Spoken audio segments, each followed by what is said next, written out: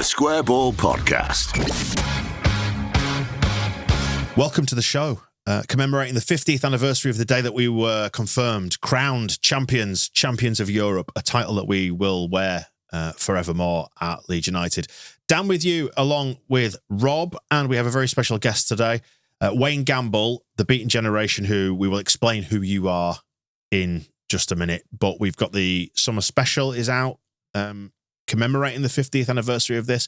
A very beautiful thing that it is. If you're on the YouTube version of this, you might just be able to see it in the corner of Wayne's shot there. If not, Rob, do you want to just give it a wave around at the camera? It is a beautiful thing. I'm going to knock the stand over now. That's all right. But as you can see here, some beautiful design, some beautiful images all throughout it, and some brilliant articles as well, dare I say it. Which you have been contributing to, Wayne, as has Rob as well. You've basically overseen the putting together of this thing. Yes, it was good fun. Looking back 50 years, I was winning the European Cup. Chatted to Frank Gray about that very accomplishment. He did win another one, but no one cares about that. Did the story on Balaclava Man, the man on the cover, the famous photo. We've got match reports on every game up to and including the final. We have John Howe on the managers that season and Don Reevy's presence around the final, as well as kind of the legacy of this game we're going to chat about today. And we have Wayne on a certain referee. Indeed, yes. Yes, it was brilliant to be asked to contribute to it, really. It's a game which is very close to my heart and been a big part of my life almost since childhood, really. So yeah, I mean, we did a lot of stuff on this when we took over the Square Ball in 2009, and you were very much on the scene around that time. And the t-shirt you're wearing, if you're on YouTube, is your Beaten Generation t-shirt. Right. So you were internet personality, the Beaten Generation. So you were TBG 2005 on Twitter for a long old time. And the origins of TBG, which is a t-shirt that we sold, it's all about Paris 75, and the slogan on the t-shirt shows the date, 28th of May 1975, still the champions of Europe.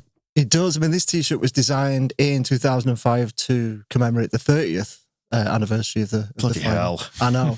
I know. Don't think about it too much. And this is the one I'm wearing today is an original t-shirt from that year, which has been in my loft for the last 20 years, and it smells like that.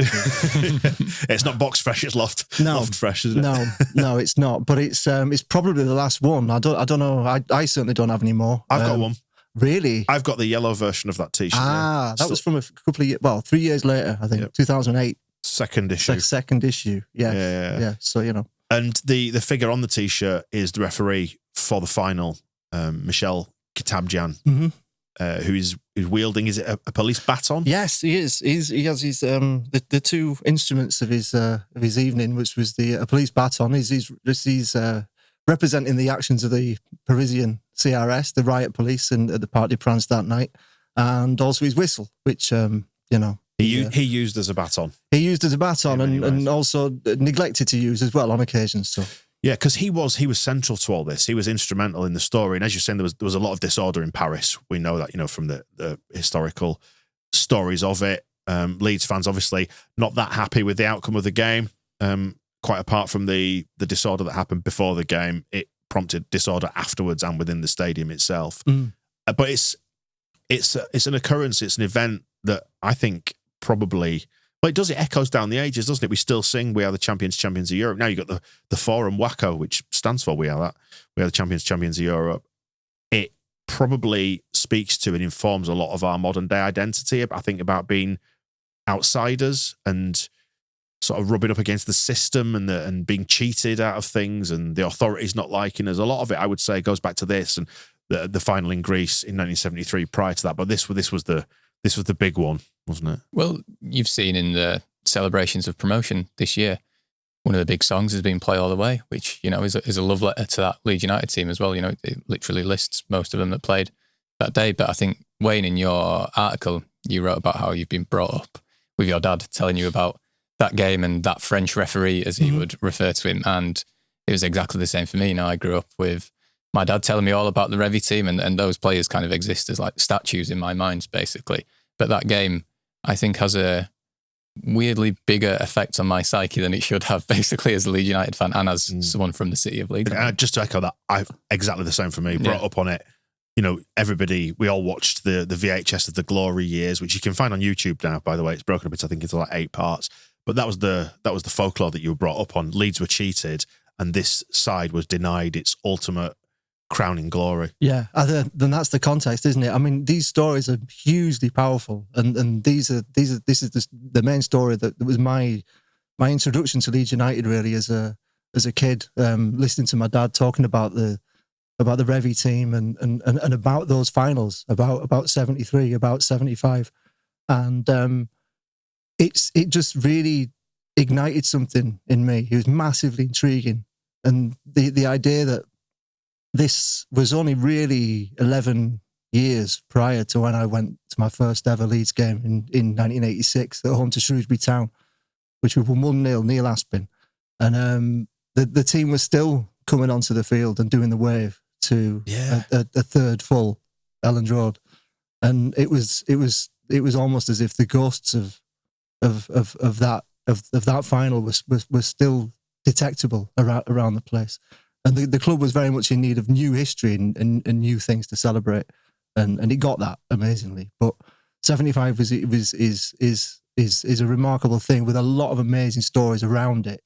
Not only the game itself and the lead up to the game itself, but the context in which the game happened in politically in a period when Britain were looking to enter the European common market, as it was at the time, and there was lots of fear about what would happen and what that effect would have on our economies and our ways of life and things. And it all went smoothly after that, I guess. Well, yeah, indeed. After we joined, we've heard nothing about it since. It's a remarkable point in history, I think, and the stories on a kind of individual basis and a group basis of Leeds fans going to Paris to watch a football match, I mean, are quite astonishing. Looking at them now in an era when foreign travel is so much easier and more common than it was back then.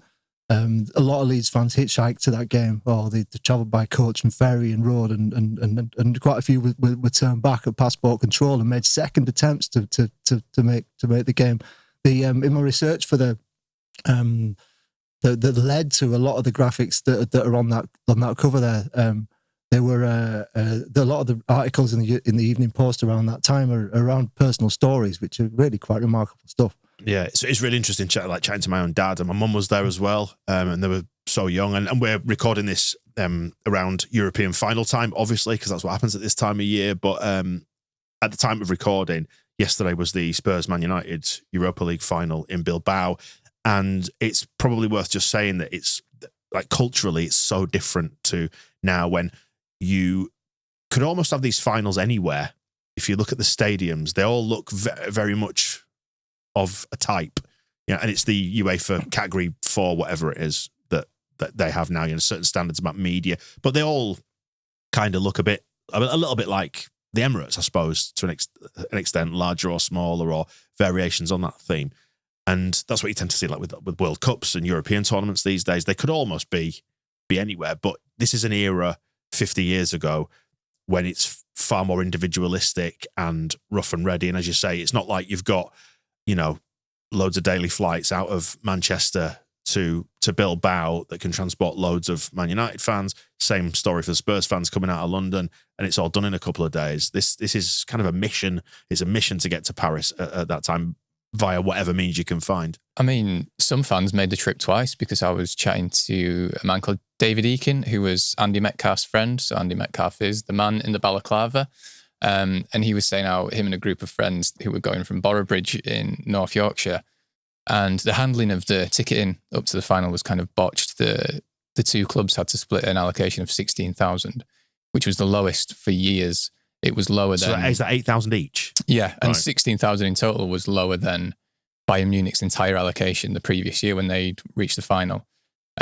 So a lot of fans made the pilgrimage to Paris just to buy a ticket when they went on general sale. So there was coach trips from Yorkshire to go to Paris for people to queue up to buy a ticket, and then they got straight back on a coach to go back to Yorkshire to then return to Paris 2 weeks later, or whatever it was.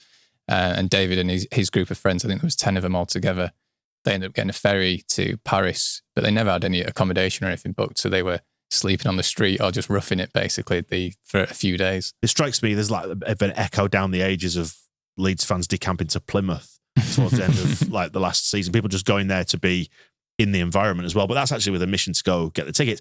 And it is worth saying that the regular season had finished exactly a month prior to this, on the 28th of April. We lost 4-2 to Spurs at the end of the Football League season. So there's a month run up to this next game and a lot of time to fill. Which was a worry for Jimmy Armfield. So he set about trying to arrange a load of friendlies. He rang up Bradford and Halifax trying to arrange private friendlies. They flew to Norway, played a friendly out there, which they won. They rang up Jock Stein and asked to try and play Celtic. Jock Stein said he declined that offer. He said Celtic weren't ready. But he was coaching Scotland's under-23, so he said you can play them instead at Hampden Park. So Leeds went up there and lost 3-2, and the reports were all saying they didn't really play at the intensity that they usually did, but they kind of used that game to test out David Harvey, who'd broken his ankle in an awful car accident earlier in the season. And Harvey conceded 3 goals, didn't look great, cut his head, and then was subbed off at half-time, and it became apparent, like, I don't think he's ready to play.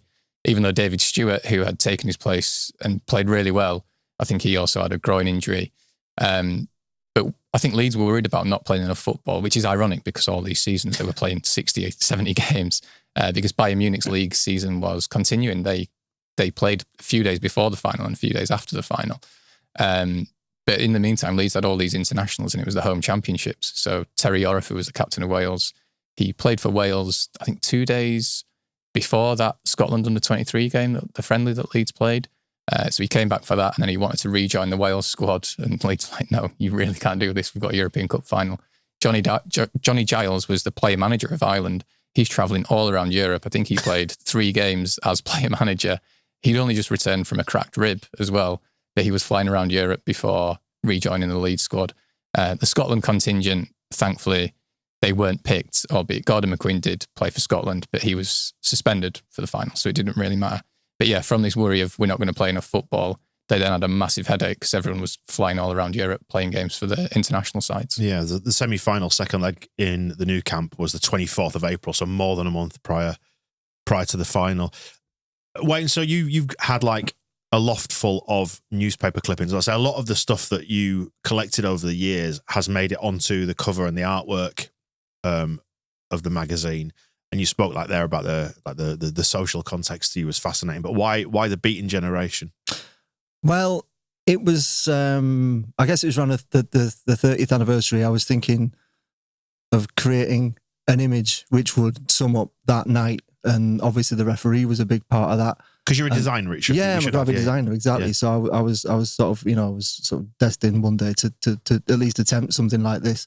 The Beaten Generation came from the song "The Beaten Generation" by which just seemed, the title itself just thinks it was a generation. It was a generation of Leeds United players. It was the Don Revie era, and it was beaten. And ultimately, although he wasn't the manager that night, he was there to witness it.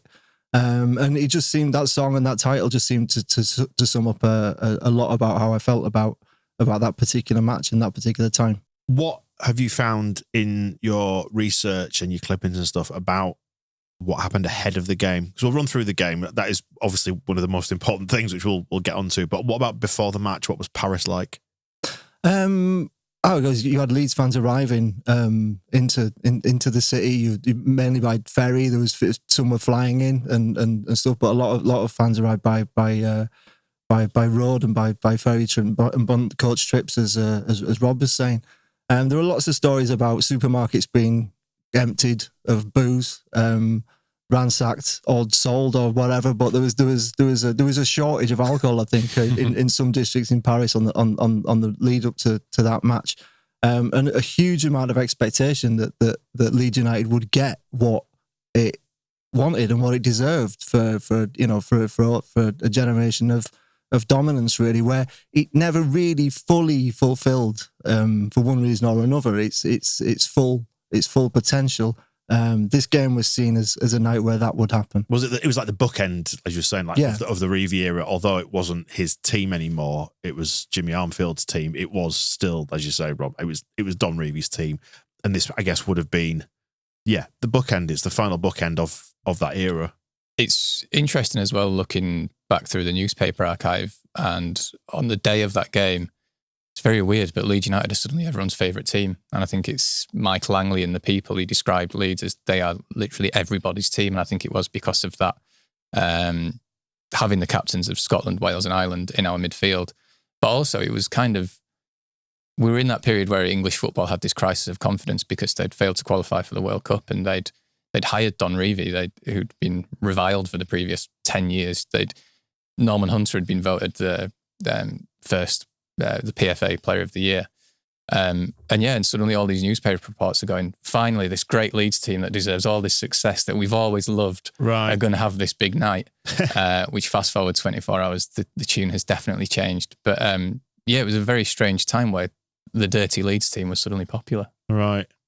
Yeah, I mean, you just describing that to me doesn't sit right with me as a Leeds fan. It feels like a trap. I don't know about you, which is, I suppose, how it playing out. But looking even like the Barcelona home leg at Ellen Road, which took place at the start of April, you've got over 50,000 people there. And yet the final in the Parc des Princes officially listed attendance of 48,374. So it feels like, the venue itself wasn't ever befitting of a final of that magnitude. It wasn't just the capacity either. So an official at the French Football Federation said they could have sold like 250,000 tickets. And there were reports that touts were going to basically make 250 grand flogging these tickets to Leeds fans. Again, David, who I spoke to, he chatted about a Leeds fan who we met out there who tried to buy a ticket off a tout, and the tout had asked him to go to the toilet of some bar to sell him this ticket and pulled a knife on him. What he didn't realise was this Leeds fan was a lunatic from Hull who basically quickly turned the knife on him and stole all his tickets and was then walking around Paris going, right, who wants a ticket? But yeah, and in the stadium itself, the pitch was a mess and it nearly got moved from Paris. There were suggestions that the game could get moved because the pitch was in such a state, and the French Federation had stopped hosting as many games there to try and improve the conditions. But it was not long before the game, it was described as a gravel pit because the captain of Saint Etienne had fallen on the turf and he'd cut his head as well. So it wasn't ideal conditions, it's fair to say. I mean, this is not too long after Leeds had played at Hampden against Celtic. In front of, was it 136,000 was the official listed attendance there? And there are plenty of reports that suggest it went a lot higher than that. That was just the ones that they could actually count who went through the turnstiles as opposed to scaled the walls and all that. Yeah, and we know that there's always huge demand for seeing Leeds, and it's something that has echoed, I think, down the years. So yeah, you can see how, like, socially, bit problematic. It was a new stadium as well, relatively. I think obviously Paris Saint-Germain were at the time were a new club. Yeah, they were only formed in the early 70s. So it was one of the things about the Parc des Princes was it was considered to be futuristic or space age in its facilities. But it's funny, isn't it? Because it's perceived as a bit of just a bit of a concrete, almost brutalist bowl now. In fact, there are echoes of parts of Ellen Road, funnily enough. There are, yes, yeah. It was, yeah. I think that was those kind of stadiums were built along those similar lines. So like the back of the Cop and the South Stand at Leeds have similar sort of concrete structures to them. It's a modular design, they call it, the Parc des Princes. It was the same designer, Roger Taillibert, designed the Olympic Stadium in Montreal, which was beset with a lot of structural problems. He had a fabric roof in Montreal, which the city of Montreal was still paying for that stadium like decades after the Olympics had finished. Just looking, actually, it was started building it in 1967 and it was finished in 1972. So yeah, it was a brand spanking new concrete stadium. And I guess it is still the same stadium now, isn't it? Albeit with probably some modifications inside it. Yeah, there's interesting parallels with Ellen Road there. To the game then, and what happened? Well, we know what happened, but what happened? Leeds dominated it, basically. It's you can watch it on YouTube with German commentary, which is slightly strange. Albeit we should say, I guess, the major flashpoint 2 minutes into the game, or one of the major flashpoints, is Terry Orif absolutely crippling a Bayern Munich defender, which wasn't spotted by the referee. He was looking at Frank Gray. He'd just given a foul against Frank Gray. And as the ball rolled loose, Terry Orif basically smashed his studs into someone's knee and the old VAR ruled him out for 9 months. And yeah, Right. it's interesting watching it back. Nobody really seems to notice. And then it's Franz Beckenbauer who goes over to his teammate and he's like calling for a stretcher because it is a horrendous tackle. And Yorif has spoken about it since, and he has said he really, really regrets it, and he doesn't like that he's known for playing in a European Cup final, and all he's known in that game for is crippling an opposition player.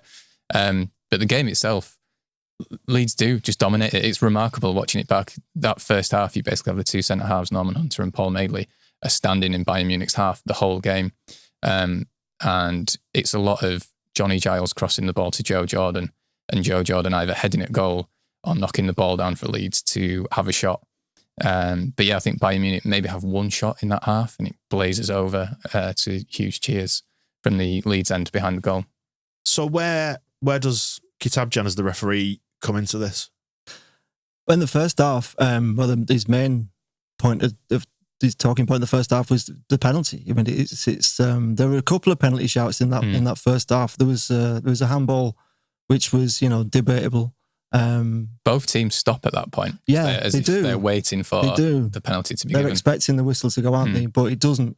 And there's obviously the foul on Clark, which is blatant. Frankly, it's an obvious penalty. Even the German language commentator, he's shouting foul von Beckenbauer. It is incredibly blatant. Yeah, and what you start to see in those moments is the growing influence of Beckenbauer in the game, which really come to the prominence in the second half. And he ran the referee, it's alleged.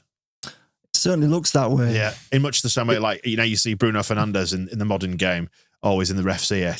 You want to slap him, I presume. You could go back 50 years and do the same there. I mean, we'll get to the goal, but Beckenbauer's role in that is quite astonishing looking back at it now. We should say actually in the first half there's if you look online, it might be on Uli Hoeneß's wiki, I don't know, but I've seen it certainly made its way onto like Bayern Munich forums. But there's a story that Hoeneß was crocked by Frank Graham, basically ended his career. It's complete bollocks. Hoeneß is surrounded by no one. He's turning on the pitch to go chase down Norman Hunter, and his studs just get caught in the turf, and he then just falls in a hump onto the floor, and then in a heap, onto the floor, and then he gets subbed off as well. But yeah, it's complete bollocks that Frank Gray crocked him. And that actually led to the end of his career. Yeah. So 2 massively influential injuries in just that first half. 0-0 at half-time?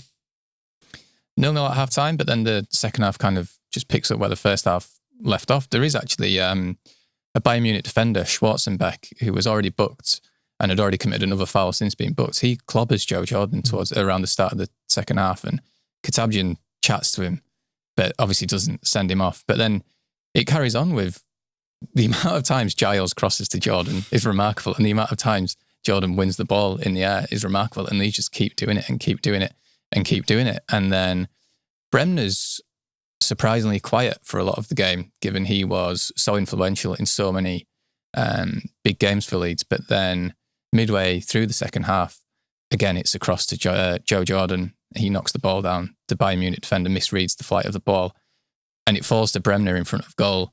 And he's got a split second to react, and he just sort of instinctively strikes it. And it's Sepp Maier, the Bayern Munich goalkeeper, makes a very good save, to be fair.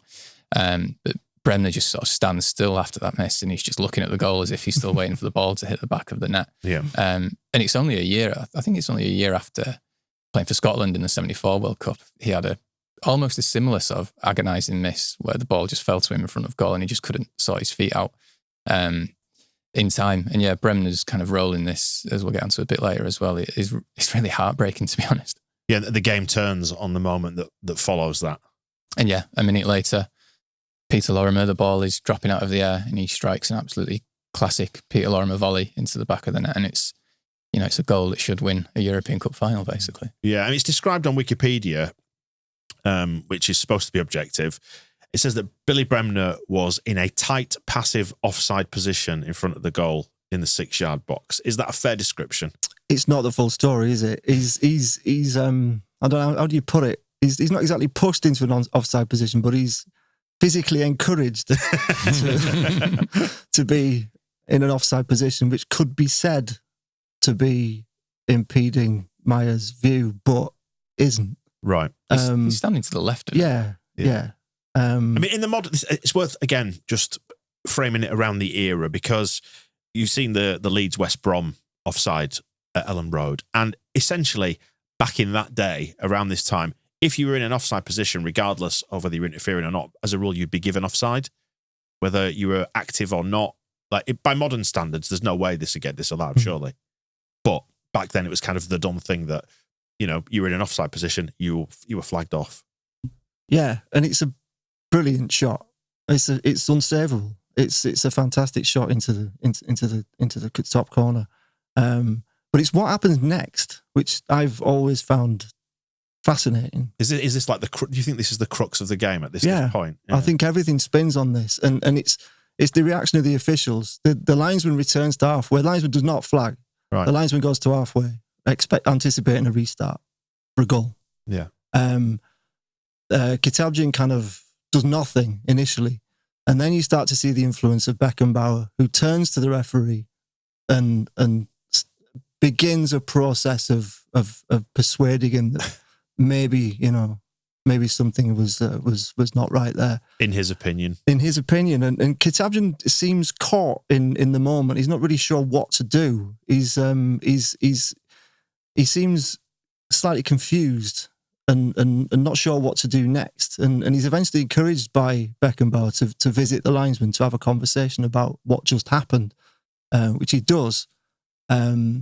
Who knows what they talk about? I mean, what kind of conversation you have with a linesman who's on halfway, anticipating the restart for goal? A fly on the wall. Oh man, I mean, yeah. But the net result is the goal is disallowed. Yeah. Well, just pause for a second on that, because again, just going to the Wikipedia retelling of this, referee Michel Kitabjian initially pointed to the centre circle indicating a goal before Beckenbauer pointed out that the linesman had raised his flag. Right, and I went, well, that's not consistent with what you just said. But the source on that is Uli Hess's autobiography. I know.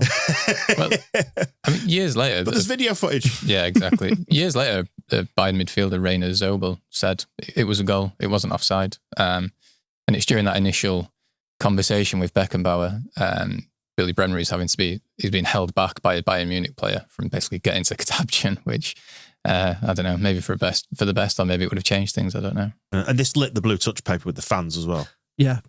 You could. I mean, that was. Yeah, you see that things really start to escalate in that Leeds end. Yeah, 2 years previous, you've got the '73 Greece European Cup Winners' Cup final robbery. Which it's weird. I went on holiday we landed at Thessaloniki, which is Salonika as was.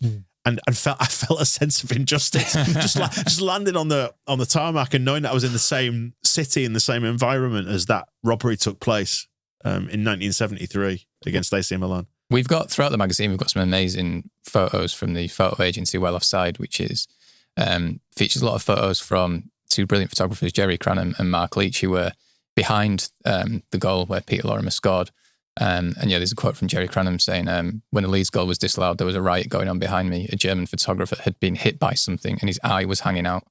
But Cranham and Leach, they were so worried about potentially missing a shot later on in the game. They were like, well, we're going to have to stay here while there's chairs and bottles and what have you being thrown towards them. But you see later on in the game that the game is actually stopped because this photographer's running on the pitch to get away from it all, basically. Right. Was it open terracing? Yes. Right. Yeah. At that stage, in the front half, presumably, then chairs upstairs or seats upstairs. I'm not too sure, actually. But yeah, some chairs were being thrown towards the pitch, because I know it was, again, David, who I spoke to, he was like, throwing chairs was not my bag. So it's all going off in the Leeds end at this point. Does it distract from the game at all? Or is that the point the game comes undone? You see the broadcasters a lot more focusing on the Leeds end while the game is going on, and you can see riot police starting to line up in front of that end of the pitch. And as I say, photographers at some point are just running onto the pitch to get away from it all. But yeah, I don't know whether it's that point or whether it's 10 minutes later when Bayern break, Franz Roth, it's an incredibly scruffy shot that dribbles through Paul Madeley's legs and just bobbles into the bottom corner. It's their first shot on target, and somehow with Leeds, you really can't overstate just how much Leeds have dominated that game, but somehow they are losing. And again, the anger in the Leeds end just keeps rising. And meanwhile, I think it's really heartbreaking watching those last however long of that game, because I think you do see the belief sort of start to drain from these Leeds players and the amount of shit they've been through up to that point and that keep fighting spirit they have had up to that point, and they must just think it's happening again, and it is heartbreaking to watch. Because they've done basically all they can. They did everything in that game. Yeah. As Rob says, dominated throughout. Giles made such a massive contribution to that game. I was really interested to watch how deep he would come to receive the ball from these two centre halves, and part of that is how advanced they were playing up the pitch and really, really pinning Bayern in. Is it what you'd like class as like a very modern day like high line? Yeah, so it wasn't necessarily the same done thing, was it back then? No, it does. It looks futuristic in some ways. I mean, certainly compared to the way that Bayern approached the game, and in some ways, it's a little bit un-Leeds like. Really, you watch other Leeds games of that era, and they don't exactly play in that way. But the tactics on that night were very specific and worked really well. Yeah, to a point. And I know the semi-final two legs had been a month prior, but Leeds were imperious in that semi-final. The way they dominated Barcelona tactically, they mullered them in that home leg, and then to go into the new camp in front of 110,000 people, whatever it was, phenomenal number of people, and they controlled that game as well for large. I know there's some quite backs to the wall later on after the red card, but we still controlled, at least 3/4 of that entire semi-final tie. So they knew what they were doing. They were absolute apex of their game in that final. Yeah, and yet, because of what happened just after the hour mark, it essentially just started to ebb away. But it's a feeling, I think, and that's why I think it informs a lot of our current day identity and why it does echo down the ages, is that feeling that suddenly it just gets away from you as a Leeds fan and it collapses suddenly after. It's the quote, isn't it, about bankruptcy, about how, it happens slowly at first and then all at once. And that's absolutely how that game goes. And the last 10 minutes are heartbreaking to watch, really. It's hard to comprehend, though, because, we're saying it's heartbreaking to watch 50 years ago, and we're saying it's a feeling that resonates with us. But, compare it to losing the playoff final last summer. Yeah. You could shrug it off quite easily, really. And there was that feeling of, I've seen this all before, but you could kind of shrug it off. This is the biggest game in the club's history. This is what everything has been building up to. This is what everyone who's followed this great Super Leeds really side has wanted, and the players themselves have wanted. And they spoke about it, as we said in the last podcast we did. They were speaking about it all season, saying, we want the European Cup. This is the one we're after. And they all spoke as well with supreme confidence that they were going to do it. So to see that belief being sapped away from them, it's as awful as it is to watch now. You think, Jesus, imagine being there then. Is there like a parallel with the way that modern day Real Madrid paints itself as like almost like they almost paint themselves as not like a Spanish club, but like as a European club, as a European Cup, a Champions League club, and they expect to win that thing. And I suppose there was a certain amount of that running through Leeds. Like the league, as we said on the last show, it was almost up to a point sacrifice, wasn't it? Because we were in so many competitions. It's like, well, we need to concentrate on something, and this is it. So the entire focus and a whole generation's focus is on this night, and it evaporates inside 20 minutes. At the same time, you have Bayern, who were on in the middle of a run of 3 consecutive European Cup wins, and it's the genesis of what's known in German football as Bayern Dusel, which is Bayern luck, and particularly in finals. And I forget whether it's the final before this or the one after this. They played Saint Etienne and won that final thanks to the goalposts in the stadium being square and not circular. Right. In profile, and there was a shot, I think, that went off both posts, which was considered that had the posts been not square, then maybe that would have been a different story. But this is put down to the characteristic look that Bayern have. All right, so Bayern look, not as in look with eyes, but look, about being lucky. Yeah, This is a concept in German football which exists to this day. That a lot of Bayern's Bayern's successes really are on a knife edge sometimes. And the counterpoint to that is Leeds United. I was going to say, nobody talks about Leeds luck, does it? We don't have a phrase for that over here. So between the goal being disallowed and Bayern breaking and scoring, does the ref have any influence in that spell or in the spell up to the second goal? Because they close it out, 71 and 81 of the two goals. Muller scores the second with 10 minutes to go. Has it got away from them at that point? Have essentially the heads gone? Yeah, it really feels that way, but certainly by the time Muller gets the second, the focus in the stadium, certainly in the Leeds end, is really not on the game. So it really does feel like it's over at that point. And as well as the riot police moving in, you've also got these teams of track-suited police who are also present in front of the Leeds end, providing another layer of security. Not entirely keeping the peace. They weren't there, I don't think. What does it look like through modern eyes, like viewing that level of disorder and the police response? It's that level of disorder is, thankfully quite rare these days. I mean, certainly in a game such as that, it's hard not to watch it and as a Leeds fan and feel an amount of sympathy really, and just think, oh well, it's obvious why that happened. I mean, this is a very human reaction to what's playing out in front of them. But it's there is a bit. It's funny how these little bits kind of stick out. There is a part after Bayern have got the trophy, which is quite a bit of a shambolic kind of trophy race. It's absolutely not the kind of thing you would see at a final now. Gala freed from desire, pumping out the speakers, a platform here, and they get the trophy, and it's on the. I've never seen what happens next, because the version of the DVD that I have is the version which we sourced on the Square Ball forum many years ago. It's very difficult. I mean, what you mentioned the glory years earlier on. I mean, when I did this T-shirt, and at the beginning of all this, there was no DVD of this final.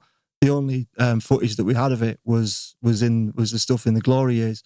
YouTube was in its infancy, if not yet invented. So finding footage of this was really difficult. Where'd you get it from? Where was it from? The DVD. Yeah, it was. There was a few websites which would sell DVDs of old football matches. It wasn't me who got it. It was a forum member on the Square Ball who got a highlights video of it, and then ESPN started a TV station, ESPN Classic. Also played a highlights version on their TV station, and the two things were edited together to make the most comprehensive highlights package of that game that had ever been up to that point. But where it ends there is Bayern attempting to take their newly won trophy down to the Leeds end to celebrate. Right. Ends badly, I think. Yeah. You see them backing away and almost starting to apologise as there's just a hail of missiles coming towards them. But in one of the newspaper reports I read that their goalkeeper, Sepp Maier, at the full-time whistle, he turned to the Leeds end and stuck two fingers up to them, which I think was a spectacularly bad idea as well if you were trying to calm things down while the officials are being escorted off the pitch by riot police to a chorus of boos and whistles. It's sticking two fingers up to the Leeds fans at that point was probably not the brightest idea. Strange, isn't it? Like the descriptions of that level of disorder and the loss of the final, how complex our identity has become as a result of that. Because we wear this defeat as a badge of honour, a badge of defiance, and yet it was so wrapped up in terrible levels of disorder. Yeah. But as you say, it's hard not to feel sympathy with the people that were there for what was perceived to be such a massive injustice, being cheated out of something. Were we right to feel cheated out of the game, do you think, on the basis of Kitabjian's refereeing decision and then it getting away from us?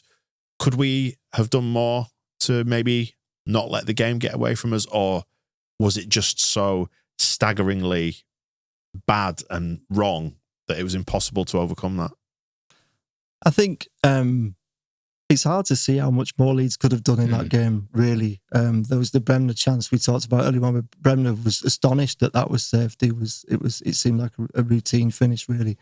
But in terms of the reaction, I think in modern kind of parlance, we own it.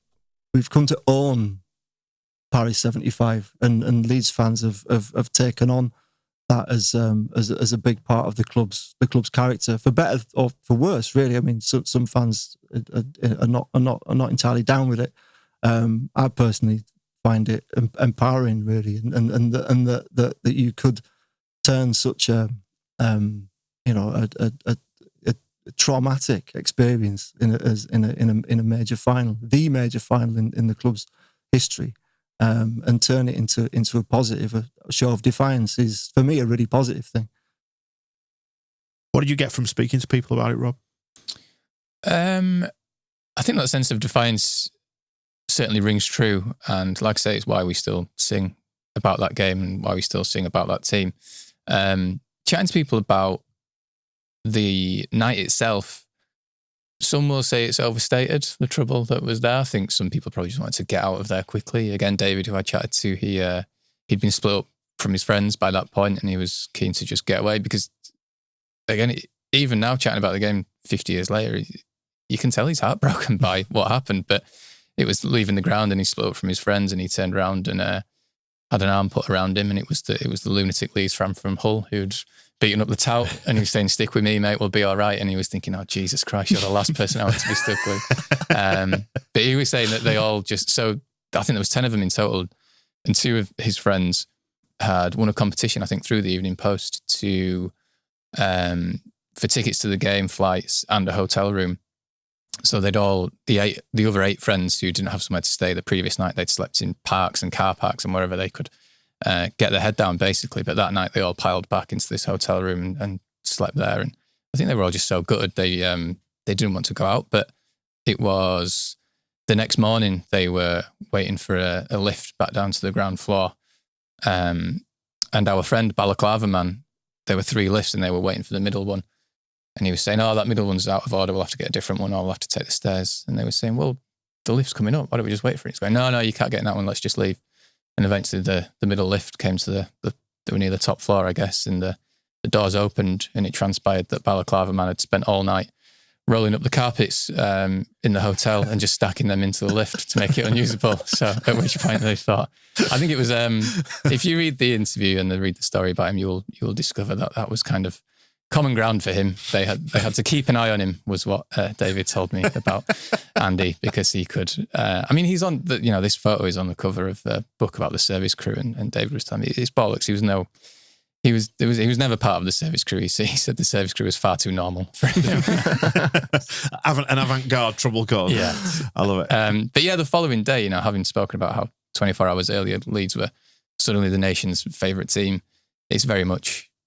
Normal service resumes the following day. The headlines are all about, "We're public enemy number 1, we're a disgrace. What a disgrace, Leeds. Leeds hooligans put England to shame. Angry Leeds fans run riot. Violent fans land Leeds in trouble. Disgrace of Paris. Leeds dream becomes Paris nightmare." And yeah, whether that's overstated or not, maybe I'm not the best person to say. I wasn't there. But, you sound perfectly objective to me, Rob. Yeah, exactly. I'm you not going to judge them. But yeah, and also just going back to the heartbreak as well, it was after the game. Bremner, he didn't turn up to the post-match press conference, and there was a reception back at the hotel Leeds were staying in, which I'm guessing they were hoping to be a celebration party, which obviously it wasn't the case. But yeah, Bremner didn't go to that either. He just basically locked himself in his hotel room and wouldn't speak to anyone. I get the sense, and again, I wasn't there, but I get the sense from looking back at this, it's almost like the whole thing escaped the boundaries of convention, if that makes sense. Like, the refereeing performance was so egregious. The violence hit a new height that you wouldn't expect to see at that level of competition in a European final. Because we got banned off the back of this for 4 years. We appealed. It was 2 years. It didn't matter as it was in the end, because we didn't end up qualifying, did we? It just escaped the boundaries of normality and went into something completely different, which Leeds are capable of doing from time to time. But it entered folklore.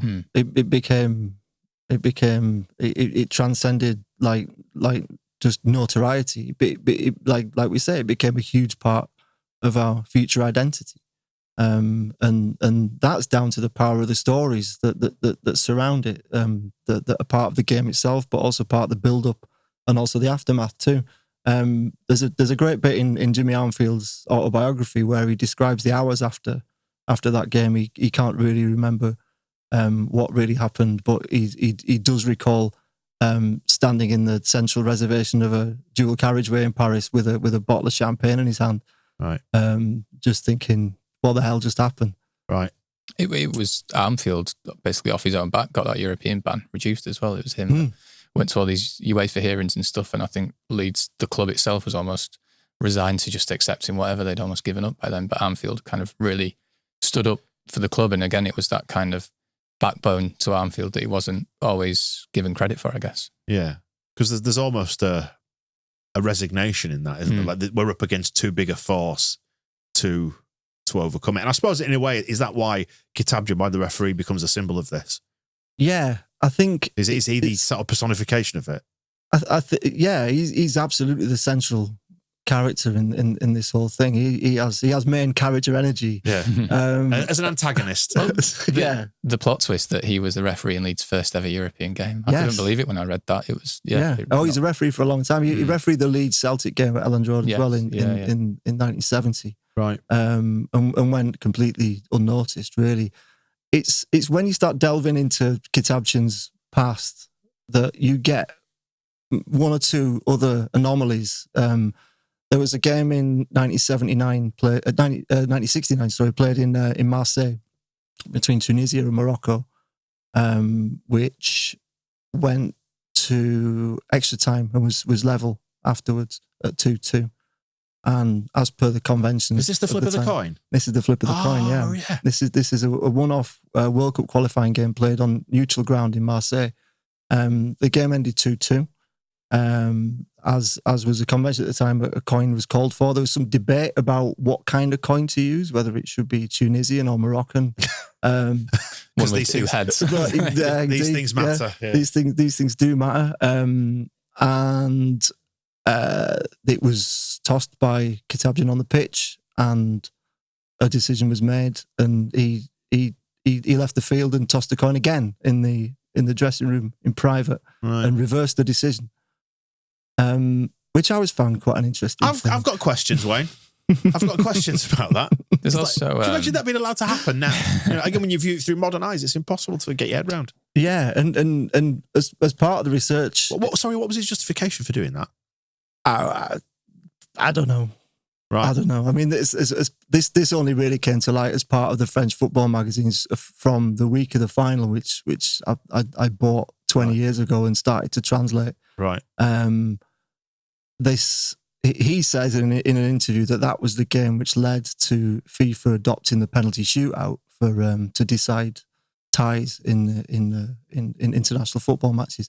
It turns out that's not true, because there was another game in 1968, a year before, which Kitabjian took charge of at the 68 Olympics between Israel and Bulgaria, which similarly ended all square.